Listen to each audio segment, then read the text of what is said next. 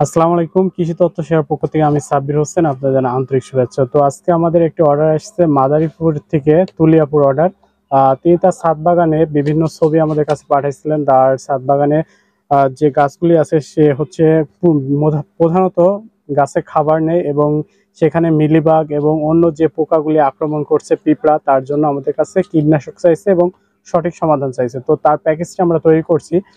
প্রধানত দেওয়া হয়েছে এটা হচ্ছে ক্যাপসার ইমিডাক্লোরোপিড প্লাস একটি বেনজয়েড আছে। এটিতে হচ্ছে জাপ জ্যাসিস মিলিবাগ গুলা মারবে। আর এটি হচ্ছে 16 লিটারে সম্পূর্ণ 2 গ্রাম আপনি ব্যবহার করতে পারবেন অথবা 10 লিটারে 2 গ্রাম। আর এটি হচ্ছে 2.5 ইসি সাইক্লোন। এটি হচ্ছে পার লিটারে 1 মিলি হারে ব্যবহার করবেন। এটি যে কোনো পোকা আপনার যে হচ্ছে পিঁপড়া আছে এবং অন্যান্য যে পোকাগুলি আছে সেগুলি কিন্তু মেরে ফেলবে।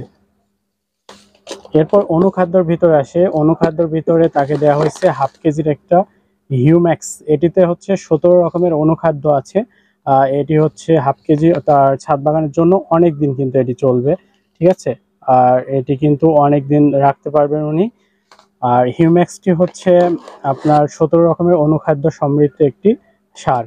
আর তারপরে দেওয়া হয়েছে এটি হচ্ছে জিঙ্ক দস্তা 36%-এর একটি ভালো মানের দস্তা দেওয়া হয়েছে। এটি আছে 1 কেজি। আর হিউম্যাক্স আছে হাফ কেজির একটি প্যাকেট। এরপরে দেওয়া হয়েছে হচ্ছে ম্যাগনেসিয়াম সালফেট। এখানে ম্যাগনেসিয়াম সালফেট যথেষ্ট পরিমাণ ম্যাগনেসিয়াম সালফেট দেওয়া হয়েছে।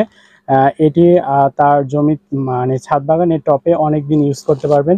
এরপর দেওয়া হয়েছে হচ্ছে এটি হচ্ছে ক্যালসিয়াম জিপসার, যেটি ক্যালসিয়ামের ঘাটতিতে গাছের পাতা হলুদ হয়ে যায়, বিভিন্ন বরণ, তারপরে যে ফলগুলি ধরে সেগুলি আকার পরিবর্তন হয়, ফলগুলি বিভিন্ন সময় বেঁকে যায়।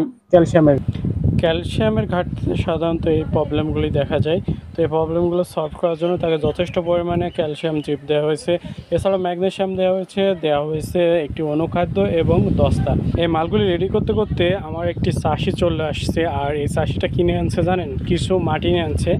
আমরা আজকে এই মাটিটি পরীক্ষা করব। আমি তার জমি থেকে, যেহেতু তার জমি 10% জমি মরিচের জমি, এবং আমি তাকে 3 জায়গা থেকে মাটি আনতে বলছিলাম, অর্থাৎ মরিচের ক্ষেতের 3টে অংশ থেকে, যেটি হচ্ছে প্রথম অংশ, মাঝখানের অংশ এবং শেষের অংশ। এই 3 জায়গা থেকে মাটি নিয়ে আনছে।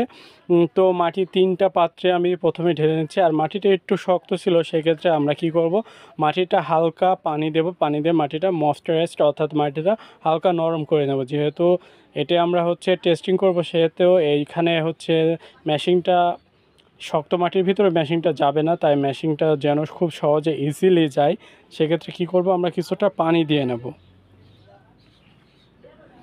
মগটা দাও। আচ্ছা, ওকে। তো এখানে দেখুন 3 জায়গার মাটি আছে। কেউ 3 জায়গার মাটি পরীক্ষা করার কারণ কি? কারণ হচ্ছে প্রত্যেকটা জায়গার মাটির পিএইচ লেভেল কিন্তু সমান থাকে না, ঠিক আছে? মানে আপনার সার প্রয়োগ করছেন, এক জায়গায় সার বেশি হচ্ছে, আরেক জায়গায় কম হচ্ছে। তো পিএইচ লেভেলটা যদি আপনার সঠিক না থাকে, পিএইচ লেভেল যদি কম থাকে, সেক্ষেত্রে কী করতে হবে, এবং পিএইচ লেভেল যদি অধিক থাকে সেক্ষেত্রে কমানোর ক্ষেত্রে কী করতে হবে, সেটিও কিন্তু আমরা চাষিকে বলে দিই। তো আপনি মাটি পরীক্ষা করতে চাইলে সরাসরি আমাদের শপে চলে আসবেন। আমাদের শপের ঠিকানা হচ্ছে খলিশাকুণ্ডি, দৌলতপুর থানা, কুষ্টিয়া জেলা। খলিশাকুণ্ডি একদম কাঁচা বাজারের সামনে জননী কৃষি বীজ ভাণ্ডার।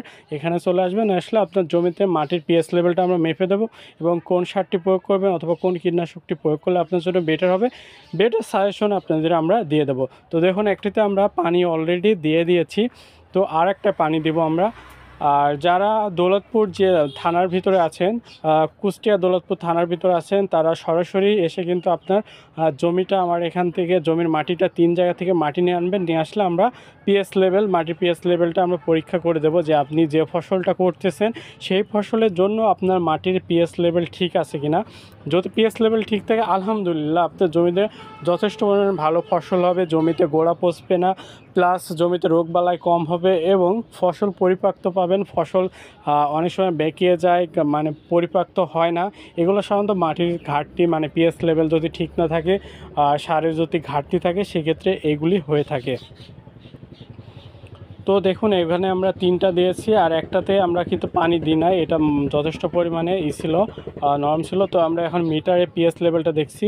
এখানে পিএইচ লেভেল 6.5 থেকে 7 থাকলে সবচেয়ে ভালো হবে। তো এটি দিয়ে আমরা 10 সেকেন্ড ওয়েট করব। তো দেখুন এটা হচ্ছে পিএস লেভেল 6.5 আছে।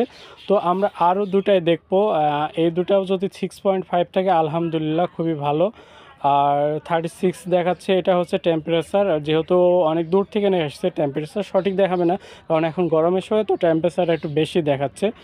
সমস্যা নেই, এটি মাটিটা তারা এক জায়গা থেকে নিয়ে আনছে তো জার্নি করে, সেক্ষেত্রে এখানে হচ্ছে টেম্পারেচারটা বেশি দেখাচ্ছে। তো আমরা আর একটা মাটিতে দেখি। আচ্ছা, এটার টেম্পারেচারও 36 দেখাচ্ছে। চলুন পিএস লেভেলটা দেখি। 7। আচ্ছা, আমরা 10 সেকেন্ড ওয়েট করব। 10 সেকেন্ড ওয়েট করার পর যেটি দেখাবে, হ্যাঁ 6.5 আলহামদুলিল্লাহ। তার মাঝের মাটিটাও সঠিক আছে। এবার অপর পাশে যে একটি মাটি আছে সেই মাটিটাও আমরা চেক করব।